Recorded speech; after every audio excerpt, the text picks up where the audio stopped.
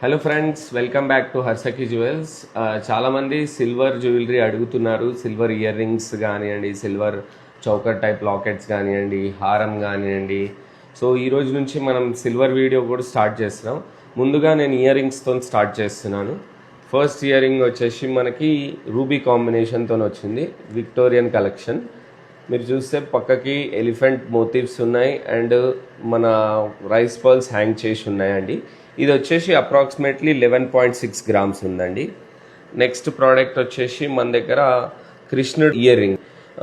దీంట్లో వచ్చేసి కుందన్ కాంబినేషన్తో coral and onyx green beads use చేసామండి.